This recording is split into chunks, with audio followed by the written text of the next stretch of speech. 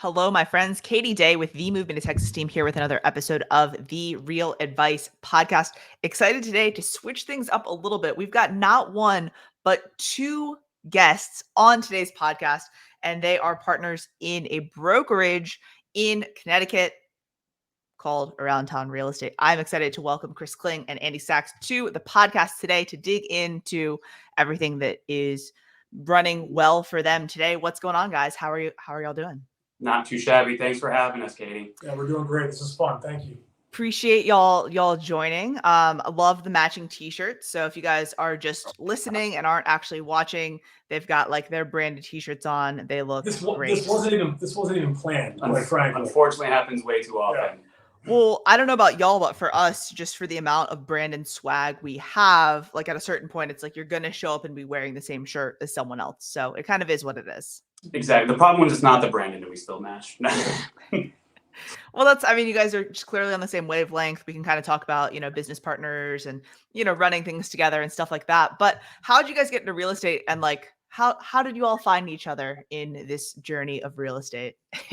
Of course. But my story is I've always absolutely loved houses. My family's in construction. Growing up, summer jobs, always being on the construction sites and everything. And I always tell people it's you ever see the movie Elf, when Buddy the Elf is building the Etch-a-Sketches and they tell him like, how many Etch-a-Sketches did you build that day? And he's like, 80 something. Look at him like gasping like he didn't build anything. That was me with my brothers, when I would always build something like, Dad, I built this deck. And I'll turn, my brother built the entire house. Yeah. So I always knew the construction gene wasn't in me, but the love of passion of homes was. Okay. So after years of running and owning a gym and everything, which is still going so well, I wanted to switch fields and go into the home business, and real estate was just the thing that made sense. Yeah. My dad knew Andy and was working with him on a few projects. I gave him a call, and from there, kind of just we clicked from the moment we kind of had our first coffee meeting. Absolutely. And the fact that he just compared himself to Buddy the Elf, by the way, just fits me. He is Buddy the Elf. I mean, as soon as the Starbucks Christmas coffees come out, he is the happiest guy in the world. So that's very apropos. I started in 2006, right as the market was heading the Great Recession, which was hands down the best time to start. When you're in the middle of it, you're like, oh my God, what did we do? But looking back on it, I didn't know any better. So I started, this crazy guy, Tom Ferry, was telling us to call expireds right when nobody was doing it, and knock on doors, all this stuff, which is just so commonplace to any new agent or experienced agent. I didn't know any better. So I just did that and got appointments and grew my business. But I got into it with my father-in-law, who was, back when there were more local real estate firms. Mm-hmm. He owned the preeminent local real estate firm, and in 2005 sold out to Coldwell Banker. And he's like, hey, you don't like working corporate America in Manhattan anymore. Why don't you come sell real estate? I'm going to go back and sell for a little bit. I'm like, yeah, sure. I got nothing to lose. If it doesn't work, I'll go sell something else. And 17-ish years later, I'm still sitting here, and it's awesome. It's whatever you want to make it, it can become. And that's what's so cool about what we all do. Yeah, for sure. It's interesting that you guys both took, different paths to get here, Question for you, Kris, follow-up question based on what Andy said. What is your favorite holiday drink at Starbucks? Oh, so happy. No.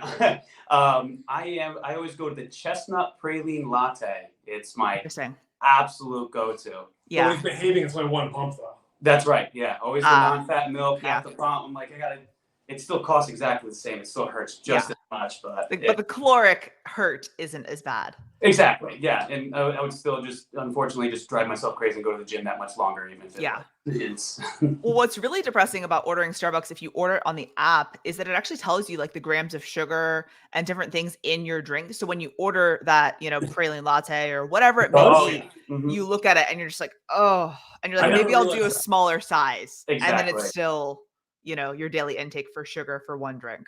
It was funny. The other day I ordered one, and I go home, the woman, the bartender there, the barista is like, there's a national outage on the grande size lids. So we made you 2 smalls instead. I'm like, oh, you're not helping. There's no way that's equal amount of ounces. This is just going to be one of those days. Okay. Sounds good. All right. We know what's happening. It is what it is, and moving on. All right. So anyways, let's focus back on real estate. That's cool. Andy, building your business off of expireds is something that is not for the faint of heart, but it's something that I think we should talk about, because today it's something that's coming back, right? That's we've been leaning in on it with the team and practicing our scripts and stuff like that. What advice would you give to an agent, say if they just got in or if they're looking to generate more business today, on like what advice would you give on expireds and, you know, that kind of aspect of business? Absolutely. You know, expireds are, I think, are still fundamentally one of the best ways to drum up business because they have already declared by being on the market that we need help, right? They came on the market, they came off market. Now they're looking for a knight in shining armor. So the opportunity is there. But what's changed a lot is when I was calling back in the day, there were 3 agents calling every house. And now there's 30 agents calling every house. So the biggest challenge now is really sticking out enough for them to invite you in for an appointment, right? And so you have to get really used to being comfortable, being uncomfortable, right? And that when someone says no, or don't call me, or you agents are vultures, they're not mad at you as a human. It's not a personal attack. It's not a personal affront. It's just one more no closer to your next appointment. Yeah. And you got to put the time in. You have to realize that our per hour salary is really, really high. So yeah, it may take you 4 days maybe on a bad stretch to get an appointment and a client, but how many hours did you really put in to get that client to make $10,000, $15,000, $20,000? Yeah. And so that's what it's all about. It's perseverance, it's thick skin, and it's understanding it's just part of the job. You've got to be comfortable being uncomfortable. Well, and I think taking yourself out of that equation, and I know that I've had that in many different situations, in just regular transactions, in negotiations, in cold calling, in whatever it is. And I'm like, oh man, that person was so mean to me. And I have that moment. And then I'm like, they're not mean to me. They're probably just having a terrible day. And like, I feel sorry for them and let me move on now, you know? And the best thing also, if somebody says, you know, oh my God, you said this and that. I'm like, man, I'm so sorry. It sounds like you're having a rough day. Did I do something to upset you? And typically it's like, oh, no. Well, no, but you're just a 20th realtor to call me. I'm already frustrated, didn't sell. And listen, man, I understand this is challenging. Can I show you a different way of selling real estate? Can I pop by this evening at 6 o'clock? I won't take more than 30 minutes of your time. And to tell you what, if you don't like me, you can kick me out. And typically you get an appointment that way. Yeah. But people are so afraid to call a spade and point out the elephant in their room, right? So it's pointing out, man, I'm sorry. It sounds like you're having a rough day. Did I do something to upset you? 900% of the time, no, it's not you. That's your I'm like, I've got scripts now. So if you guys didn't already write that down, rewind this, write that down, use it on your next expired call. Great advice there, Andy. But you gotta have the guts to call it out. Well, yeah. Well, and also make the phone call. You've got to pick up the phone first. That's the first guts to make, yeah. Sometimes the second one. Yeah, some people just, once it goes to voicemail, they hang up and they're like, oh, I tried. You're like, no, that's another call later on. You got to keep trying. Yeah. No, I mean, that's the, very rarely are you making contact and also getting that appointment on that first call, you know? Exactly. But which is also why it's so important that if you do make contact and they don't send you right to voicemail or don't pick up, you've got to hold on to that opportunity as much as possible. For sure. For sure. I would totally agree with you there. All right, so switching gears a little bit, I know y'all had a team and now it's a brokerage. So congratulations on opening your own shop. That's always exciting and scary and all of the emotions. But let's kind of rewind a little bit on the team front. And so, you know, obviously you guys are business partners and all that. Like, did y'all start out as a team? Were you guys just kind of doing your own thing and like would tag each other in when you needed help? Or how did you guys kind of come to working together and then starting to grow the team? So let's start with that one. Okay. So the team, I started and folded the team two times before it finally kind of took hold. And so how many years ago? You? 6? 7 years, 7th year? Yeah, 7 years. So Kris came in brand new 7 years ago, wanted to join the team. I was happy to have him for obvious reasons. And then his biceps? Was it his biceps? Yeah. Yes, it was his biceps. He's very strong. Yes. But he's the strongest Buddy the Elf I know. Exactly. He is incredibly. If listeners obviously don't know, he was a professional CrossFit athlete for a very long time. So yes, he's got great biceps. You know. Got me into where I am. Nice. But fast forward, many trials and tribulations. We finally got it right. We had the right people around us, and that was by mistake at first, to tell you the truth. Yeah. And we realized like culture means everything, right? I mean, people have to have the basics, abilities, and desire to succeed, but you have to surround yourself with like-minded people who want to, in our world, thick skin, have fun, take a joke, give a joke, and work hard. And so about a year and a half, 2 years ago, Kris was like, listen, I want to keep doing this with you. I don't have to go out on my own. how can we become partners? And it was great timing because I was at the point now where it's like I was mentally capped out. Kris has skill sets I don't have. I'm very forward facing. I don't do well the back end operations system stuff, which is we were going to grow. We needed badly. Mm-hmm. And so that's where it started. Yeah.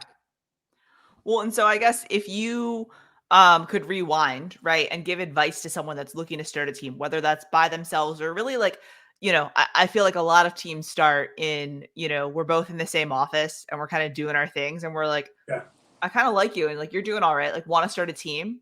Yeah. And people are like, yeah, let's do it. And then like that's the team and they don't have any groundwork. So like, I'm going to completely rephrase my question. If you were talking to someone to give them advice on like starting a team with a partner, what would be like, the things that you would tell them, like, make sure you do this or don't do that?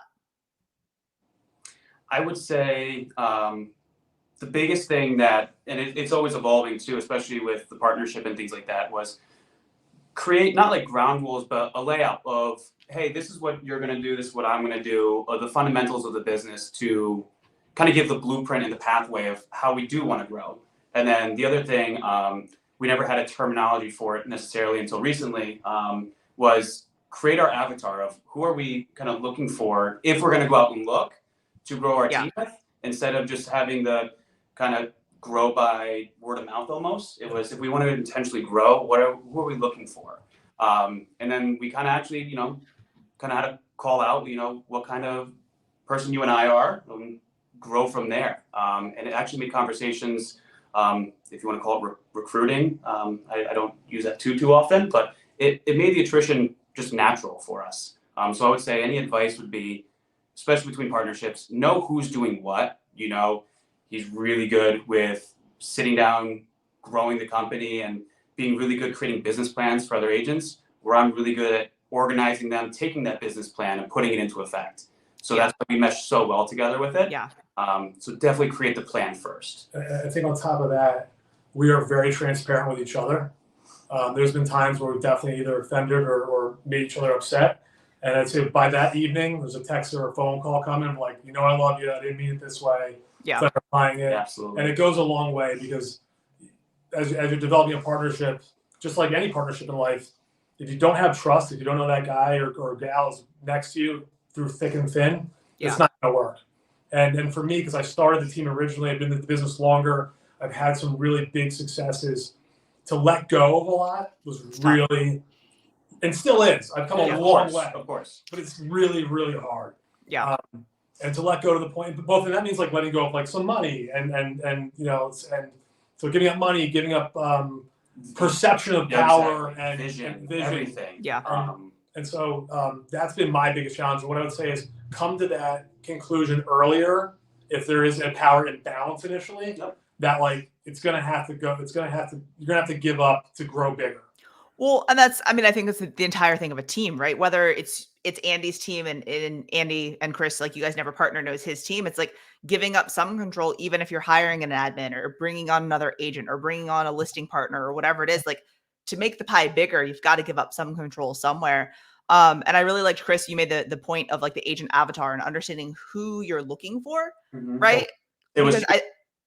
Every team does that, right? You hire a bunch of people, then you look around and you're like, okay, these people don't fit the culture that I wanted, right? Or they're not the agents that I wanted. And so understanding what that looks like and who, the ideal agent for your team is makes it that much easier to have those conversations because like, yes, we can help you get to that next level, or we can help you get into real estate, or we can help you whatever. It just makes them so much easier. And you're not selling the team or the brokerage at that point either, because the innate mesh is already there. Make sure everybody vibes, and from there, as long as they have a work ethic, you can help them succeed. Yeah, for sure. No, that's awesome. I think so. What was the catalyst to opening your own brokerage? So for years, everyone's like, so when do you open your brokerage? When do you open? Like, I'm never owning an independent brokerage. I don't want the headache. I don't want to do it. And so 4 or 5 months ago, I get a phone call. Our old office is like literally next door. And the gentleman who owns the building we're sitting in now is like, I think I want to sell the building. I helped him purchase it, actually from my wife's family who owned it for 40 years. And I'm like, I'll be right over. Walk downstairs, walk across, sit at his desk, struck a deal. and then went back to everybody and said, I think we're going to open a brokerage. And that was the Pretty last much. push. It kind of gave me that mental freedom of like, all right, Yeah. who's in? And that's kind of how it happened. It was just like we were going that way forever. Mhm. Yeah. And we just needed something, the last push. Exactly. There needed to just be something. It was always just painted on. It was there. Yeah. It was just a matter of just having that. Hey, that it's right there on the wall. Let's go to it. Well, kind of thing. most of our clients like, what do you mean? You're not a brokerage already? Because we Yeah. always led with it was the around town team. It's like, I'm confused. I was like, no, it's Yeah. Keller Like- Williams or it was Coldwell Banker at one point. No one kind of understood. So they're like, yeah, it's the same. Don't worry. Yeah. We're still going to do all the same stuff. Yeah. Exactly. So, No, I mean, and I think that's most larger teams and most teams, as you implement all the systems and tools and all of the things, like you realize you're not necessarily operating in the constraints of a Keller Williams or Coldwell Banker or ABC Realty or whatever it is, right? Yeah. Like you're building all of your systems to work for your team and your processes and to be mobile too. You know, I mean, how many times do you talk to an agent that goes in to talk to their broker about maybe leaving, and then when they walk out the door, all their stuff's locked down, like, oh shit, like I no longer have a CRM or email, Yeah. and I don't have any of my clients' contact info, you know? So like Mhm. knowing that in real estate, like we've always had independent systems and backups and things like that, because like it just data is very, Yeah. very important. It's literally everything. Well, with it's, it. I don't know what it's like in your guys' market, but around here, I feel like everything like innovative in real estate comes from the West and South and it hits New England last. I mean, we are so old school up here. And back in like 2005, 6, 4, 5, the run up before the Great Recession, the big brokerages were coming and buying everybody up, right? Yeah. The little guys like, we'll never be able to afford to be on that big World Wide Web thing, whatever that does. People are shopping there, and it's too expensive. And the playing field got leveled with technology and time, right? So Yeah. you can offshore all of your administrative help. You can, all your CRMs. Everything's very accessible to a boutique brokerage. And in that process, where everything was perceived to be too expensive, it was also we lost focus of what like local real estate was. And so you got these these giant brokerages who are spending money to manage a giant brand nationally or internationally, and doing what for the agent. So it's really cool to be able to say, listen, I can tell you where the dollars are going. I tell you where they're benefiting you and the brokerage locally, which drives business for you, the agent. And that was like an aha moment too. Mhm. Yeah. Yeah, no, I'd agree. I mean, it's difficult, and like, I mean, we've both been with similar brokerages and things like that. And it's like, oh, well, where does that 6% go? Or where does this go? And you're like, well, that just goes to the franchise. And it's like, well, but like, does that pay someone's salary, or is that just profit, or like what, like, and no one really has an answer. You're like, okay, so we just pay that out. All right. Like noted, And yeah, I mean, so being able to actually show the value of the dollar of like, this is the split you're paying us, and how it goes the office space and the CRM and the this and that, and the marketing materials y'all use, and whatever else you guys offer to the That's team. exactly it. Yeah, and that's where I think during one of our brainstormings, once we kind of started developing the idea of it, we literally took a whiteboard and we're like, here's all our services, kind of like how you were mentioning, and here's all our brokerages, and kind of the way our tech and how our business was organized. It was almost like an extra step to always involve the other brokerages platforms, and we're like, why are we driving ourselves crazy and the agents' confusion up of well, you have to do this here, so then make sure you also just do one little thing there along the way, and then go back to our way. It was just causing so much commotion that wasn't needed. I mean, we have it to the point that like, I mean, most of my agents have never been in the brokerage transaction management platform. Exactly. Like our TCs all know it, but like when I go in to train someone, I'm like, all right, so you log in, and when you're in transactions, you click transactions, so it's like, it's our admin team is a godsend for us for sure. Oh, I don't know how to use anything. Yeah. Chris, and when he tries to, I'm like, please don't. I messed something up. Yeah. I know the feeling. My TC's like, I was like, was there something wrong with the docs I sent out? She's like, yeah, one of them wasn't signed. One of them had no initials. This had that. I'm like, all right, I'll just. The problem is you try to do it yourself. That's exactly it. Yeah.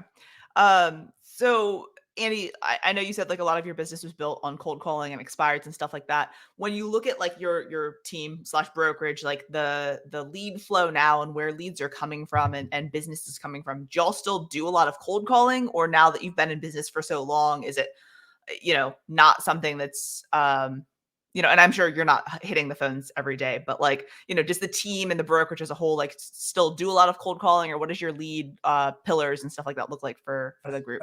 Absolutely. Seriously, I yearn for the days where I could just go sit in a dark room and dial for 5 hours. Literally a dark room. Literally, I worked in the basement. No windows. It was an old funeral home. I worked in a concrete cellar. I do. Yeah. I mean, I miss that actually, and the simplicity of it, quite frankly. But no, I don't do a ton of it anymore. And when I first started the teams originally, I would tell everyone else, this is the only way to get business. You have to do it this way. Yeah. And as we talked about, it's really fear-inducing. And I realized, listen, it's not for everybody. So we try to find 3 to 5 pillars for every agent at the office that they can consistently work. Yeah. And time again, and I think it's of no mystery, the one that rises to the top, and I think 50% of our business plus, 50%, is sphere of influence, past clients in that pipeline. And so we've turned a lot of our attention to touching them in a meaningful way, whether it be events. We have an event staff now. Client appreciation. And rarely now do we reach out with anything truly real estate related. Yeah. We just continue to build the deeper network and the deeper relationship. And that's been our biggest thing, hands down. But then the basics still work, open houses, door knocking, expireds, FSBOs. We still have agents that do all those things consistently, and their business benefits from it. Absolutely. Yeah. No, I mean, and obviously having been in the business for, as long as you have, like at some point, like the past clients just come, even if you're not doing all of the client events and follow-ups and appreciation, like people are going to continue to come back to you, and transact. They do, and I'm very grateful for that. But there is still an incredible fear inside of me that it's all going to disappear any moment. And so I try the best I can to stay in touch with people and be present. We do a lot of social media. We do, videos before videos were cool. Another Tom Ferry thing from, the middle of the 2000s. This video stuff's going to be great. I'm like, I don't know, but I'll try it. And, so we do a lot of that and stay in touch, and consistency and other branding and billboards, and just trying to be everywhere until they need you. Yeah, for sure. I like that. Trying to stay top of mind as much as possible. Constantly. For sure. What advice would y'all give to a brand new agent? Say, I just got my license and I hung it, wherever, right? What advice would you give to a brand new agent? I would always say the one that we always at least go with is you got to call your whole tree trunk, your sphere. You got to go through it. You got to understand that there's going to be people that are going to sound like they want to do a transaction right away just to kind of keep a conversation going, and that's on you to kind of reel in which ones are realistic and not realistic on that too, but to continue to follow up with them on that. And actually and I'm forgetting who was the one that brought it up to us. I think it was actually Danielle on our team, to actually sit down and don't be afraid to ask a friend to be, hey, can I come by and just practice this listing presentation with you? Or can I come by and practice this buyer consult with you? Listen, I'm not going to, I want to learn and try. And then the amount of times that you could actually sit down with them and they learn real quick, they usually do know what you're talking about based off obviously research and training and everything that we like to give them. Don't be afraid to ask your friends and family for just listening and helping. I think I would add to that is you don't know everything, so just start. Right. Start calling, start talking. Your job is to find clients. Servicing clients is actually really easy. Opening doors, having conversations, develop relationships. That's what drew you to this business. Don't worry about how to fill the contract. Don't worry about how to put an offer together. Worry about and get good at finding clients and going from there. Everything else is pretty easy. Yeah. Well, and if you're on a good team, they're going to go over all of that with you anyways. So, exactly. I will add, one of the first things Andy taught me when I first got into the business, and I would always go in, well, I can't wait to have my first sale. Excuse me one second, this thing just popped up. Can't wait to have my first sale, or, I really want to handle this transaction. And it was really turned my mindset to him, from him was treat yourself as an advisor for them. Don't treat this as, you're not a salesman. You're not going out and trying to sell things. You want to go through and try to guide someone, advise them the right way to go about whether they do end up buying with you in real estate right away, or it's something that it's years and years in the future, then they'll transact with you, but advise them and guide them the right way. Don't just try to pitch a sale to them. We preach trusted advisor status, which is what your financial planner has, your accountant, your attorney. It's something we really can't achieve, technically speaking, but it's something we strive for every day, because it's not this client that matters. It's their family, when you're referred, and it's their friends and so forth, and the compounding interest that the business creates over years. My favorite is when perhaps, you go to a listing appointment and it's determined that it probably doesn't make sense for them to sell, or it doesn't work out.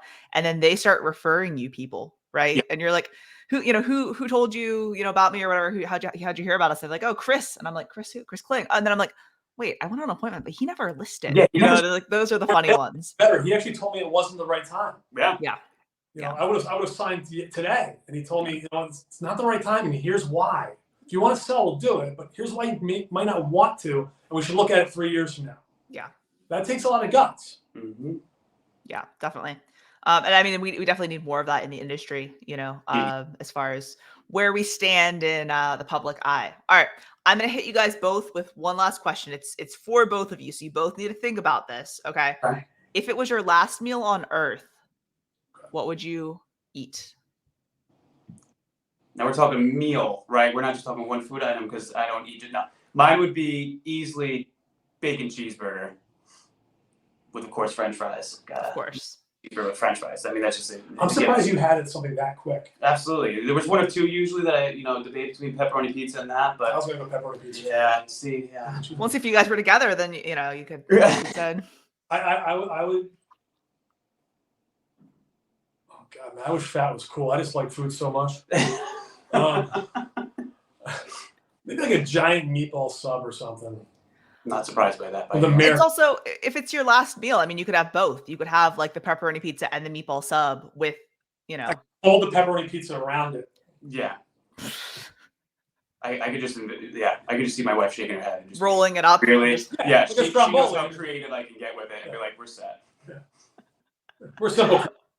Yeah, no, I love it. I know what you guys are eating for your cheat meals. The next time you have a cheat meal. So absolutely.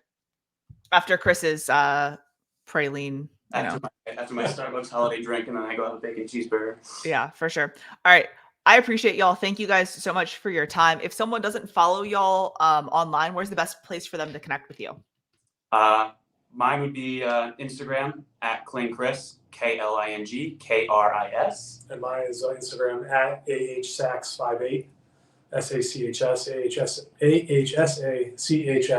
I did it. That's like a tongue twister. Exactly. And obviously around town. And then around town real estate. So. Awesome. Appreciate y'all very much. Thank you for your time and all of the insight. I know that expired script is something that people are going to go back and write down and re-listen to so that they can start hitting those up themselves. Hope so. Thank you. Thanks for having us. Awesome. Yeah.